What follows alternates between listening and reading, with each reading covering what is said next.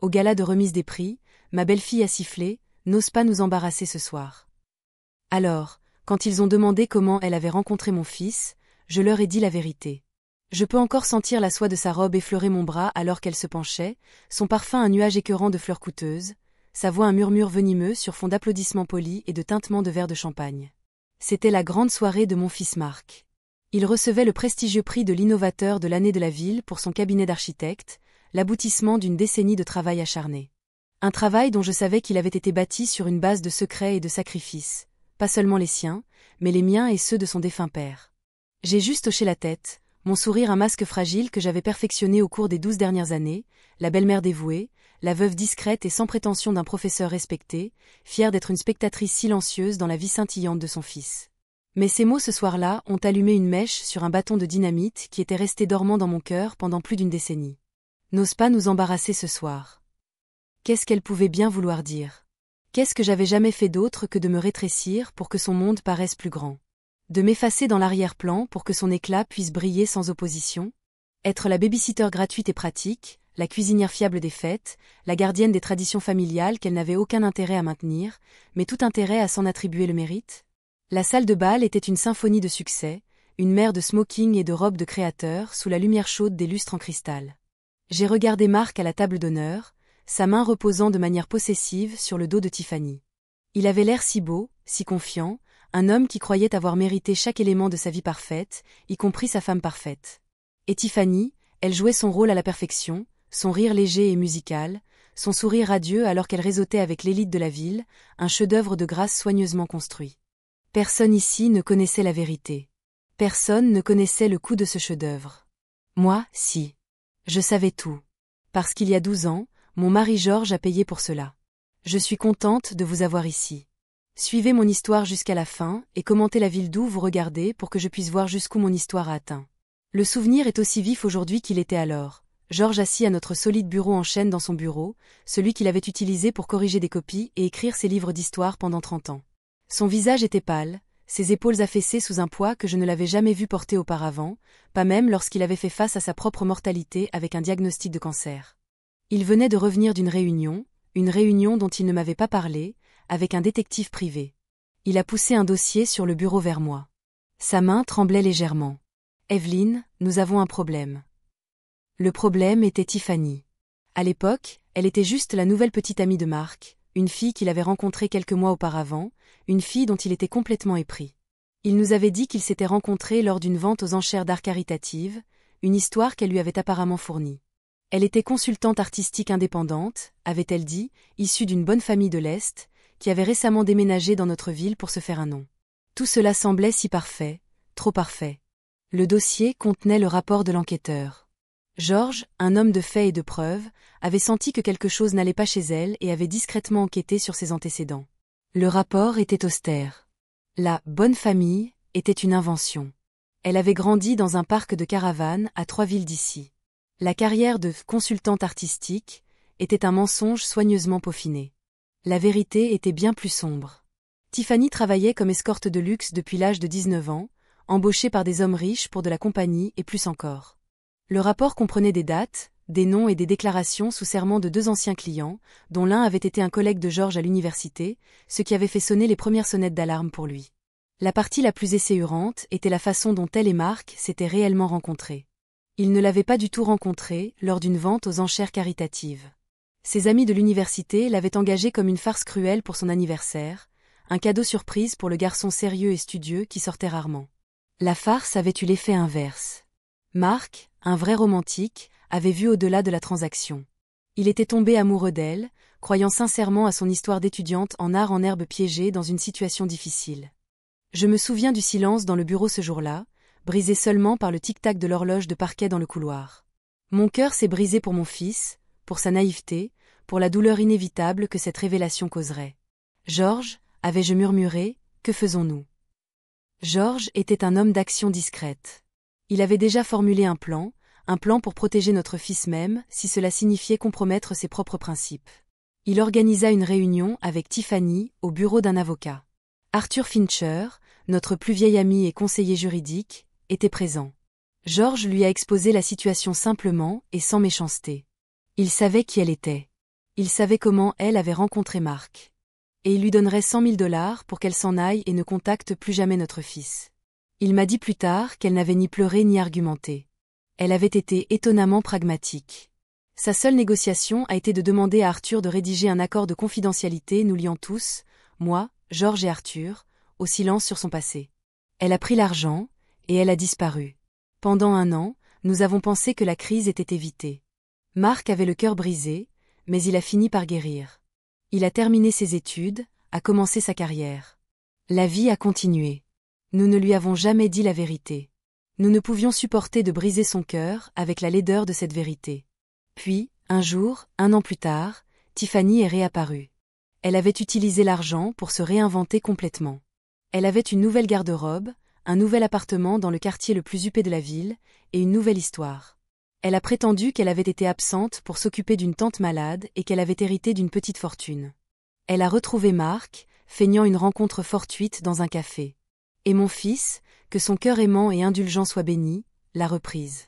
Il a cru complètement à son histoire. Il la voyait comme une femme de substance, une femme qui avait surmonté les difficultés et qui se tenait maintenant devant lui, raffinée et prospère, leur rencontre n'étant plus une transaction sordide, mais une occasion manquée romantique enfin rectifiée. Ils se sont mariés dans les 6 mois. Je me souviens m'être tenue à leur mariage, la regardant glisser dans l'allée dans une robe qui coûtait probablement plus cher que ma voiture, pensant au secret qui se trouvait au cœur de leur union. Un secret payé par mon mari, un secret que j'étais maintenant complice de garder. Pour le bien de Marc, je m'étais dit. Pour son bonheur. Au fil des ans, le secret a suppuré. Tiffany, toujours consciente que Georges et moi connaissions la vérité, a travaillé sans relâche pour me marginaliser. Elle a fait des remarques subtiles sur mon style de vie simple, ma maison démodée, mes amis provinciaux. Elle a contrôlé mon accès à Marc et plus tard à mes petits-enfants, Léo et Mia, créant un récit selon lequel j'étais autoritaire, critique et démodée. Et Marc, pris entre 2 feux, ne voyait que la sophistication perçue de sa femme et l'incapacité apparente de sa mère à s'adapter. Il a choisi son camp encore et encore, non pas par méchanceté, mais par aveuglement. Il aimait la femme qu'elle prétendait être, et il ne pouvait pas voir la femme qu'elle était réellement. Alors, quand elle s'est penchée lors de ce gala, sa voix une menace soyeuse, j'ai senti 12 ans de silence forcé, 12 ans de fierté ravalée, 12 ans à regarder mon fils vivre un mensonge, se fondre en un seul point de clarté froide et dure. Elle ne faisait pas que me prévenir de ne pas renverser une boisson ou de faire un commentaire maladroit. Elle me rappelait ma place dans le monde qu'elle avait bâti sur l'argent de ma famille et mon silence. Elle me rappelait que j'étais un embarras potentiel, une relique d'un passé qu'elle avait réussi à enterrer. Et à ce moment-là, j'ai décidé que j'en avais assez d'être la gardienne de ses secrets. J'en avais assez d'être la base silencieuse de sa vie frauduleuse. Ce soir, si elle était si inquiète d'être embarrassée, je lui donnerais une raison de l'être. Je lui montrerais ce que l'embarras réel fait ressentir. Le reste du dîner, avant la cérémonie de remise des prix, s'est déroulé dans un flou de politesse forcée. J'ai joué mon rôle, j'ai posé des questions sur les petits-enfants, j'ai complimenté Tiffany sur le travail caritatif qu'elle était si douée pour faire connaître, et j'ai écouté les hommes à notre table discuter des cours des actions et des valeurs immobilières. Mon esprit, cependant, était un tourbillon. Je n'arrêtais pas de rejouer la scène dans le bureau de Georges, le poids de ce dossier dans mes mains, le regard de sombre détermination sur son visage. Il avait fait ce qu'il pensait être le mieux pour protéger le cœur de son fils, mais ce faisant, il avait par inadvertance armé Tiffany, lui donnant les moyens de construire une forteresse de mensonges autour de Marc, une forteresse à partir de laquelle elle régnait maintenant sur leur vie, et par extension, la mienne. J'ai pensé à l'accord de confidentialité qu'elle avait si habilement exigé. Étais-je sur le point de rompre un contrat légal? Peut-être bien. Mais qu'en est-il du contrat émotionnel d'une famille, de l'accord tacite de s'aimer et de se protéger les uns les autres? Elle avait violé cela 1000 fois. Sa cruauté n'était pas assez manifeste pour que les autres la voient. C'était une campagne d'un millier de petites coupures, une érosion progressive et délibérée de ma place dans la vie de mon fils. C'étaient les vacances en famille auxquelles je n'étais pas invitée parce que c'était un été voyage de couple, pour ensuite voir plus tard des photos des amis de Tiffany et de leur famille tous présents. C'étaient les anniversaires des petits-enfants où mes cadeaux attentionnés et faits à la main étaient discrètement rangés au profit des jouets extravagants que Tiffany achetait pour souligner leur richesse. C'était le refrain constant de « Oh, Evelyne, tu ne comprendrais pas » où les choses sont différentes maintenant, maman, un mur doux, mais ferme entre mon monde et le leur. Elle m'avait lentement et systématiquement dépeinte comme une relique, une vieille femme douce, mais dénuée de sens qui ne pouvait pas suivre leur vie moderne sophistiquée, et Marc avait adhéré au portrait qu'elle avait peint parce que c'était plus facile que d'affronter l'alternative, que sa femme parfaite n'était pas si parfaite que ça. Alors que j'étais assise là à remuer ma portion ridiculement petite de risotto, un souvenir a surgi de quelques années après le décès de Georges. Je gardais les enfants un après-midi, et la petite Mia, alors âgée de seulement 4 ans, avait trouvé un vieil album photo. Elle avait pointé une photo de moi et de Georges le jour de notre mariage, jeune, les yeux brillants et pleins de rêves. À l'époque, tu étais si jolie, grand-mère, avait-elle dit de sa douce voix. Tiffany, qui venait d'entrer, a arraché l'album des mains de sa fille. Évite de déranger grand-mère avec ses vieilleries, Mia, chérie, avait-elle dit avec un sourire crispé. Étions-nous plutôt regardé les photos de notre voyage à Aspen? Elle avait rangé l'album sur une étagère haute comme si mon histoire d'amour avec le père de son mari, était quelque chose à cacher, quelque chose qui pourrait contaminer le récit immaculé de sa propre vie. C'est alors que j'ai réalisé qu'elle n'essayait pas seulement de me mettre à l'écart. Elle essayait de m'effacer, d'effacer l'histoire qui la précédait, parce que cette histoire détenait la vérité de ses origines. La vérité qu'elle n'était pas une consultante en art au sang bleu, mais une fille d'un parc de caravanes qui avait eu un coup de chance très cher, payé par l'homme sur la photo qu'elle s'empressait de cacher. Le maître de cérémonie s'est approché du podium, me sortant de ma rêverie. À présent, le moment que nous attendions tous, a-t-il annoncé, sa voix résonnant dans les haut-parleurs, le prix de l'innovateur de l'année. Une vidéo produite avec soin a commencé à être diffusée sur les grands écrans flanquant la scène, présentant les conceptions architecturales de Marc, des tours de verre élégantes et des bâtiments historiques magnifiquement restaurés. C'était impressionnant. J'ai ressenti une vague de fierté pour mon fils, pour son talent et son travail acharné. Il avait vraiment mérité cette partie de sa vie.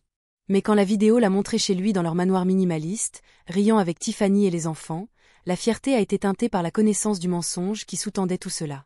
La vidéo s'est terminée et les applaudissements ont été assourdissants. Marc s'est dirigé vers la scène, serrant des mains, l'air humble et beau. Il a accepté le lourd prix en cristal et s'est approché du microphone. À tous, merci, a-t-il commencé, sa voix étant pleine d'émotion. Je ne sais presque pas quoi dire. Il a remercié ses partenaires, ses mentors, son équipe. Il était courtois et articulé, un honneur pour l'homme que Georges et moi avions élevé. Puis il a tourné son regard vers sa femme à la table de devant, ses yeux brillants. Mais surtout, dit-il, sa voix s'adoucissant, je dois remercier mon incroyable femme, Tiffany. Tiffany s'est faite belle subtilement, inclinant la tête alors qu'un projecteur la trouvait. Elle est mon roc, mon inspiration, l'incarnation de la classe et de la grâce. Quand je l'ai rencontrée, je n'étais qu'un enfant avec de grands rêves et aucune idée de comment les réaliser. Elle a vu quelque chose en moi, elle a cru en moi, et elle a été à mes côtés à chaque étape du chemin, construisant cette vie avec moi, brique par brique. Son élégance, son intelligence, son sens infaillible du style ont non seulement façonné notre maison, mais ont fait de moi l'homme que je suis aujourd'hui. Merci, mon amour. Ceci t'appartient autant qu'à moi. La salle a éclaté d'applaudissements. Les gens s'épongeaient les yeux. Une femme à côté de moi a chuchoté à son mari, quelle belle histoire d'amour. Et à ce moment-là, la mèche que Tiffany avait allumée plus tôt a atteint la dynamite. L'hypocrisie était trop lourde à supporter. Classe, grâce, elegance. Le tout acheté et payé par mon défunt mari. Le mensonge était si monumental, si complet, qu'il était devenu leur vérité, et mon silence était l'oxygène qui le maintenait en vie. J'ai regardé Tiffany envoyer un délicat baiser à Marc sur scène, et j'ai su ce que je devais faire. Je n'avais aucun plan. Je ne savais pas comment cela se produirait.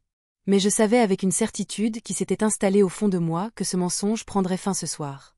Les applaudissements pour le discours de Marc ont fini par cesser, et il est retourné à notre table, le visage rouge de triomphe et de bonheur.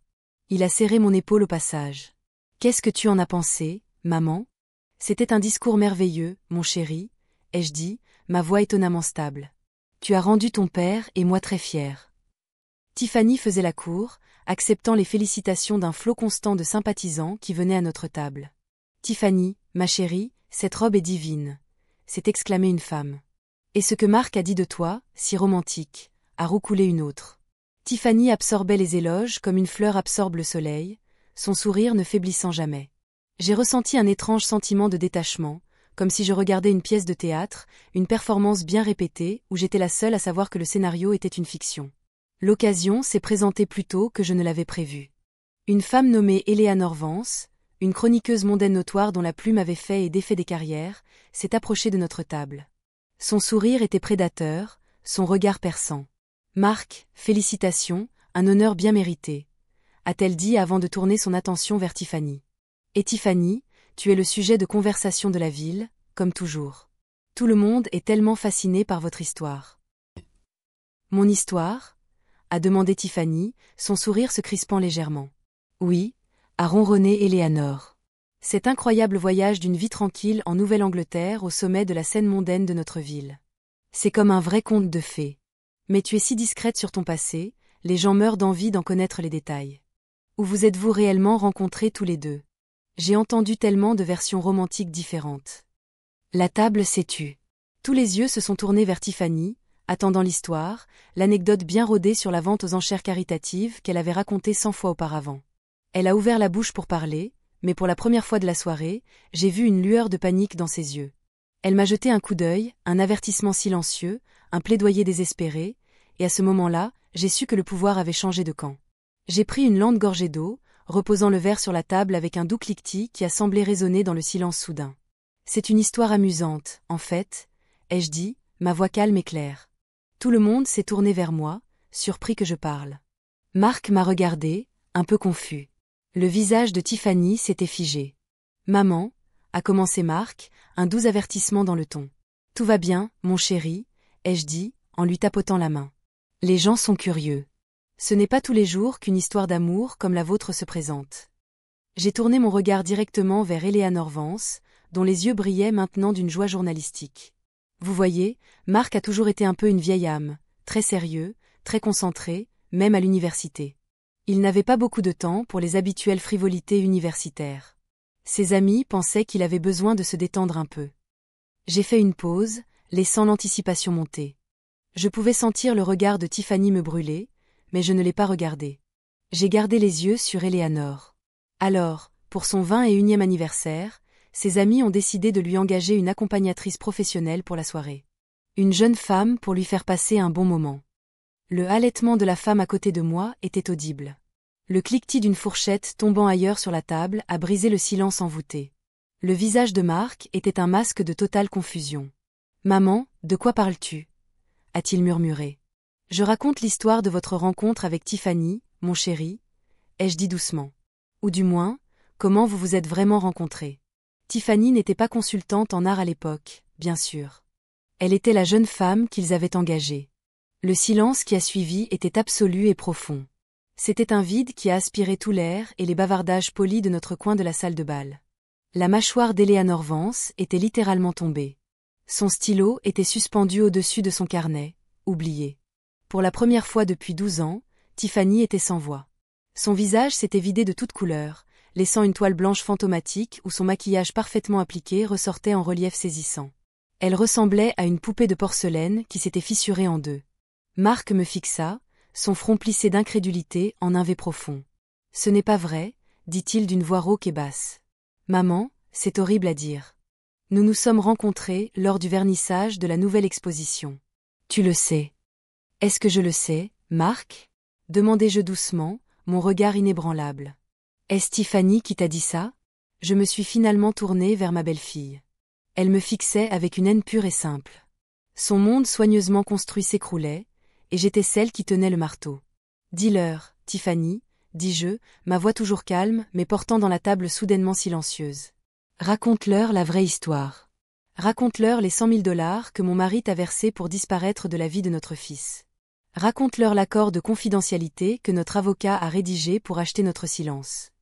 Le bruit d'une chaise violemment raclée brisa le charme. Tiffany se leva d'un bond, les mains serrées. Elle ment, siffla-t-elle, sa voix rauque et méconnaissable. C'est une vieille femme amère qui invente des histoires parce qu'elle a toujours été jalouse de moi. Mais le déni était faible, miné par la panique pure dans ses yeux. Les gens regardaient, chuchotant derrière leurs mains. Le conte de fées était terminé. La chroniqueuse mondaine Éléanore Vance griffonnait, maintenant furieusement dans son carnet, tel un loup à qui on venait de tendre un festin. Marc regarda de mon visage calme à celui frénétique de sa femme, puis de nouveau en arrière. Les graines du doute avaient été plantées dans le sol fertile d'une histoire qui avait toujours semblé trop belle pour être vraie. « Allons-y, » dit Tiffany, attrapant Marc par le bras, essayant de le tirer de sa chaise. Nous n'avons pas à écouter ces folies. Mais Marc ne bougea pas. Il était figé, son esprit luttant clairement pour assimiler l'accusation impossible que je venais de porter contre la femme qu'il aimait. « Maman, dit-il encore, sa voix suppliante. Pourquoi dirais-tu ça? Parce que c'est la vérité, Marc, répondis-je. Et parce que ta femme m'a menacé ce soir. Elle m'a averti de ne pas l'embarrasser. Et j'ai décidé que j'en avais fini de la protéger des conséquences de ses propres choix. Tiffany laissa échapper un sanglot étranglé et quitta la table en courant, se faufilant à travers la foule stupéfaite et hors de la salle de bal. Marc fit mine de la suivre, puis s'arrêta. Il me regarda, son visage exprimant un maelstrom de confusion, de colère et de douleur. « Comment as-tu pu » murmura-t-il avant de se retourner et de se précipiter après sa femme, me laissant seul à la table au milieu de l'épave de leur vie parfaite. Les chuchotements autour de moi redoublèrent. La soirée ne concernait plus le prix de Marc. Il s'agissait maintenant du scandale que je venais de déclencher. J'ai ramassé mon sac à main, ma main étonnamment stable, et je me suis levée. Alors que je sortais de la salle de bal, la façon dont les gens s'écartaient devant moi, comme si j'étais une reine ou une lépreuse, je n'étais pas sûre de laquelle. Mais pour la première fois depuis longtemps, j'avais l'impression d'agir selon mon propre pouvoir, et non dans l'ombre des mensonges d'autrui. La confrontation à la maison était inévitable. Je savais qu'il me suivrait, ou plutôt, Marc me suivrait, entraînant Tiffany avec lui. J'avais juste assez de temps pour rentrer, faire chauffer la bouilloire et récupérer le dossier dans le tiroir inférieur verrouillé du bureau de Georges. Le dossier que je gardais depuis 12 ans, un témoignage silencieux d'une vérité que je n'avais jamais eu l'intention de révéler. Le bruit de leur voiture crissant dans l'allée était un signe avant-coureur de la tempête qui allait venir. Marc utilisa sa clé pour entrer, sans prendre la peine de frapper. La fureur sur son visage était terrifiante, mais en dessous, j'ai vu un profond puits de douleur et de confusion. Tiffany suivit derrière lui, le visage taché de larmes, son masque de sophistication complètement disparu, remplacé par un regard de fureur brute. « Qu'est-ce que tu as fait » demanda Marc, sa voix tremblant de rage. « Comment as-tu pu nous humilier comme ça devant tout le monde, nos amis et mes collègues ?» Je fis un geste vers le canapé. « Pourquoi ne vous asseyez-vous pas tous les deux ?»« Je ne veux pas m'asseoir, » cria-t-il. « Je veux une explication, je veux que tu reprennes ce que tu as dit, que tu me dises que c'était une horrible et sinistre blague. » « Ce n'était pas une blague, Marc, » dis-je calmement, en posant le vieux dossier sur la table basse. « Qu'est-ce que c'est que ça » demanda Tiffany, la voix aiguë de peur. « Une preuve, » dis-je, simplement. J'ouvris le dossier et sortis le premier document. C'était une copie du rapport de l'enquêteur privé. Votre femme est une actrice très accomplie, Marc, mais sa vie n'a pas commencé à cette vente aux enchères caritatives dont vous pensez vous souvenir. Je poussai le rapport vers lui. Lisez-le. Il hésita, puis arracha les papiers, les yeux parcourant la première page.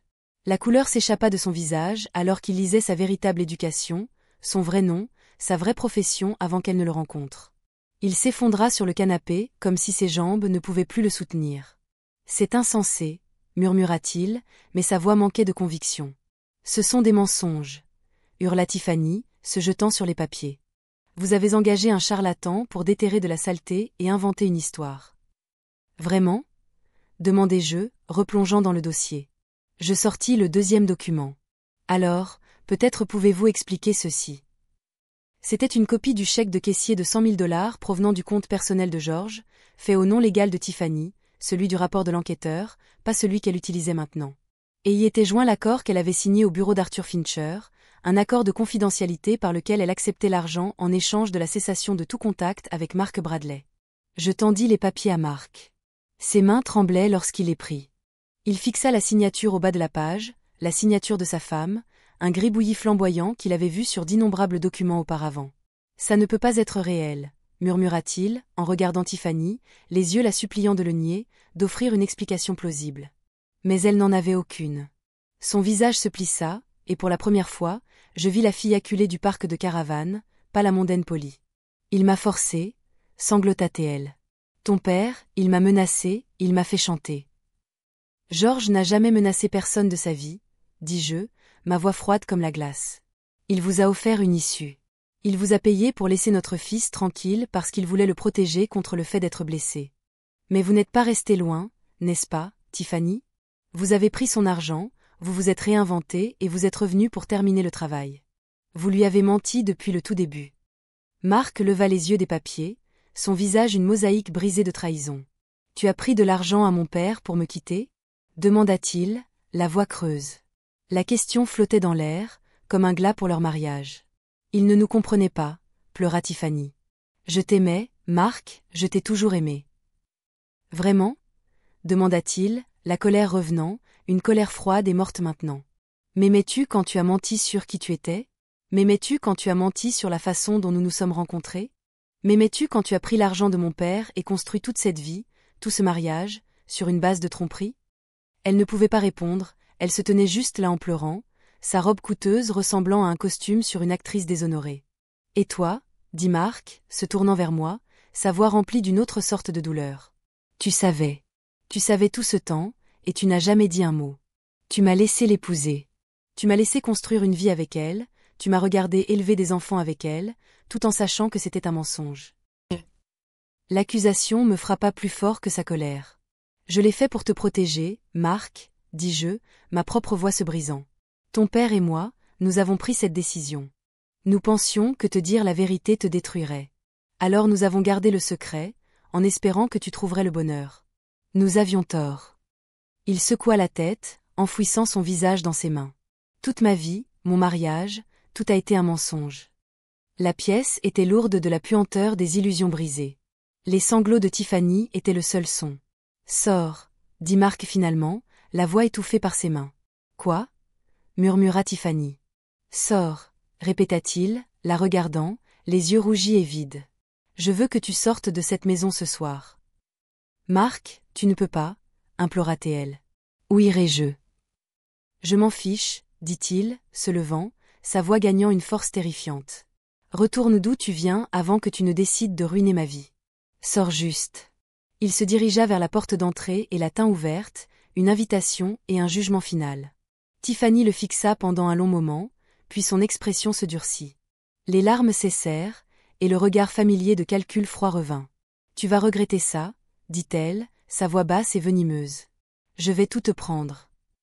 Tu l'as déjà fait, répondit-il, sa voix dépourvue d'émotion. Elle attrapa son sac à main sur la chaise et sortit sans un autre mot, sans un regard en arrière. Le bruit de la porte d'entrée qui se ferma résonna comme un coup de feu dans la maison silencieuse. Marc resta là un instant, puis glissa lentement le long du mur jusqu'au sol, son corps secoué de sanglots silencieux. Je suis allé vers lui, m'asseyant sur le sol à côté de mon fils brisé, et pour la première fois depuis très longtemps, j'ai enroulé mes bras autour de lui et je l'ai serré contre moi pendant qu'il pleurait, comme je l'avais fait quand il était un petit garçon avec un genou écorché ou un cœur brisé. Il avait raison d'être en colère contre moi. Mon silence avait été une trahison de sa propre sorte. Georges et moi, dans notre quête pour le protéger, avions par inadvertance permis une tromperie plus profonde et plus corrosive. Nous avions sous-estimé l'ambition de Tiffany et surestimé notre capacité à contenir la vérité. Mais alors que j'étais assise là sur le sol, tenant mon fils en pleurs, je savais que la vérité douloureuse et laide était toujours meilleure que le beau mensonge. La guérison ne pouvait pas commencer tant que la blessure n'était pas exposée à l'air, peu importe à quel point cela fait mal. Dans les jours qui suivirent, la maison était une tombe. Une lourde couverture de chagrin et de trahison étouffait tout. Marc se déplaçait dans les pièces comme un fantôme, son visage un masque permanent de choc et de tristesse. Il mangeait à peine, il dormait à peine. Il a annulé tous ses rendez-vous de travail et a passé des heures à regarder par la fenêtre, essayant de donner un sens aux décombres de sa vie. Les enfants, Léo, qui avait 10 ans, et Mia, qui en avait 8, étaient confus et effrayés. Leur mère était partie, restant avec une amie, Tiffany leur avait dit lors d'un bref appel téléphonique en larmes, et leur père était un étranger, une version évidée du papa heureux qu'ils connaissaient. Ils gravitaient vers moi, leurs petites mains cherchant les miennes, leurs yeux inquiets m'interrogeant d'une manière à laquelle je ne pouvais pas répondre. « Maman va-t-elle revenir un jour ?» demanda Mia un soir, alors que je l'abordais dans son lit, sa voix un petit murmure dans le noir. J'ai lissé ses cheveux en arrière de son front, mon cœur souffrant pour son innocence. « Je ne sais pas, ma chérie, dis-je honnêtement. Mais ton papa et moi vous aimons beaucoup, et nous serons toujours là pour toi. » Les retombées publiques ont été rapides et brutales. La chronique d'Eleanor Vance était impitoyable, un récit détaillé de la scène au gala, suivi d'une série d'articles de suivi remplis de sources anonymes et de détails salaces sur le passé de Tiffany. Le nom de notre famille a été traîné dans la boue.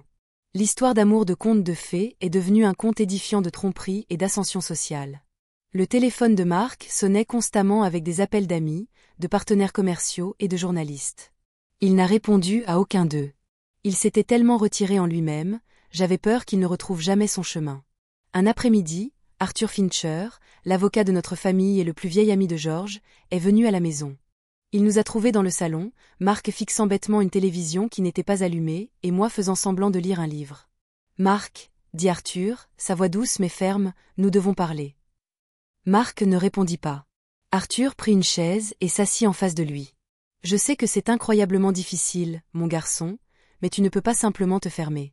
Tu as des enfants à qui penser. Tu as une entreprise à gérer. Mon entreprise est construite sur un mensonge, dit Marc, sa voix plate. Toute ma vie l'est. Non, ce n'est pas le cas, rétorqua Arthur. Ton talent est réel. Ton travail acharné est réel. Cette situation avec Tiffany, c'est une partie de ta vie qui a été construite sur un mensonge, mais ce n'est pas le tout. Ne la laisse pas te prendre ça aussi. Il se tourna vers moi. Evelyne, Georges serait fier de toi. Fier de moi? Demandai-je avec amertume. J'ai fait exploser la vie de mon fils. Non, dit Arthur, en secouant la tête. Vous l'avez sauvé. Vous et Georges avez essayé de le protéger d'une manière, et cela n'a pas marché. Alors vous avez choisi de le protéger d'une autre façon, avec la vérité. C'était courageux de faire cela. Arthur a ensuite exposé les réalités juridiques. Tiffany avait déjà engagé un avocat de divorce notoirement agressif. Elle allait se battre pour la maison, pour la garde des enfants, pour une part importante des biens de Marc. Elle prétend être en détresse émotionnelle, dit Arthur avec une grimace, se dépeignant comme la victime d'une famille contrôlante et d'une belle-mère mentalement instable. C'est absurde, dis-je. Bien sûr que si, acquiesça Arthur. Mais dans un divorce comme celui-ci, la folie peut être une stratégie. Notre meilleure défense est la vérité et la documentation pour la soutenir. Les documents financiers, le rapport de l'enquêteur, l'accord de confidentialité que Georges vous a fait signer. Il regarda Marc. Elle a violé cet accord en revenant dans votre vie, Marc. Cela nous donne un levier important. Cette conversation a marqué un tournant. Il a semblé dissiper le brouillard du désespoir de Marc. La mention d'une stratégie juridique, de riposter, lui a donné un objectif, un but au-delà de sa propre douleur. Il a commencé à parler à Arthur, à faire des projets. Il a commencé à regarder les documents que je lui avais montrés, non pas comme des instruments de son humiliation, mais comme des outils pour sa défense. La première vraie conversation que lui et moi avons eue seuls a eu lieu quelques jours plus tard. Je l'ai trouvé dans l'ancien bureau de son père, la même pièce où j'avais appris la vérité sur Tiffany. Il tenait une photographie encadrée de lui et de Georges, prise lors d'une partie de pêche il y a des années. « Pourquoi ne me l'avez-vous pas dit » demanda-t-il, le dos toujours tourné vers moi, sa voix calme. « Depuis le début ? Pourquoi papa et toi avez-vous décidé de le cacher » J'ai pris une profonde inspiration, choisissant mes mots avec soin. « Parce que tu étais tellement amoureux d'elle, Marc, » dis-je. « Tu étais heureux pour la première fois depuis longtemps. Nous avons vu la façon dont tu la regardais, et nous ne pouvions pas supporter d'être ceux qui te briseraient le cœur. Nous pensions que nous pouvions simplement faire disparaître le problème. Alors vous l'avez payé, dit-il, se tournant vers moi, comme si elle était un problème à régler, pas une personne que j'aimais. Pour nous, elle était une personne qui te trompait, répondis-je. Nous avons pris une décision. Nous nous sommes peut-être trompés, mais notre seule intention était de te protéger de la douleur. Il passa une main dans ses cheveux, un geste tellement semblable à celui de son père que cela me fit mal au cœur. Alors toutes ces années, dit-il, chaque dîner de famille, chaque fête, chaque fois que tu devais te retenir pendant qu'elle te critiquait ou te rejetait, tu portais ce secret. Oui. Cela a dû être terrible, dit-il, ces mots un aveu silencieux de son propre aveuglement. Ce n'était pas facile, ai-je reconnu. Il a finalement levé les yeux vers moi, ses yeux remplis d'une compréhension naissante et d'un profond sentiment de honte. Je suis désolé, maman, murmura-t-il. Je suis tellement désolé de l'avoir laissé te traiter ainsi. Je ne l'ai jamais vu. Je ne voulais pas le voir. À ce moment-là, j'ai senti le gouffre qui s'était creusé entre nous depuis 12 ans commencer à se résorber. Ce n'était pas le pardon, pas encore. Il y avait trop d'épaves à déblayer pour cela. Mais c'était un début. C'était la première brique d'une nouvelle fondation, une fondation construite non pas sur un beau mensonge, mais sur une vérité douloureuse et difficile. La bataille juridique avec Tiffany a été aussi laide qu'Arthur l'avait prédit. Son avocat a essayé toutes les tactiques imaginables, me dépeignant comme une vieille folle sénile et vindicative et Marc comme un mari contrôlant et émotionnellement violent. Ils ont produit des témoins. Des amis de Tiffany qui ont juré m'avoir vu être cruel envers elle, ils ont affirmé que l'accord de non-divulgation avait été signé sous la contrainte, et ils ont dépeint Tiffany comme une mère dévouée dont le seul crime était de tomber amoureuse d'un homme d'une classe sociale supérieure. C'était une performance magistrale de victimisation, mais elle a commencé à s'effondrer sous le poids de preuves concrètes. Arthur était méthodique. Il a présenté le rapport de l'enquêteur privé avec ses déclarations sous serment. Il a produit les relevés bancaires originaux du paiement de George. Il a même trouvé l'une des anciennes associées de Tiffany, une femme qui avait également quitté le milieu de l'escorte et qui était prête à témoigner du plan calculé de Tiffany visant à cibler Mark pour la richesse perçue de sa famille. Le tournant s'est produit lors de l'audience sur la garde. Tiffany a pris la parole, une vision de la maternité injustement traitée, son témoignage une performance larmoyante d'une femme terrifiée à l'idée de perdre ses enfants au profit d'une famille puissante et manipulatrice. Puis Arthur entama son contre-interrogatoire. Il était courtois au début, posant des questions sur ses antécédents, son éducation, sa carrière de consultante en art.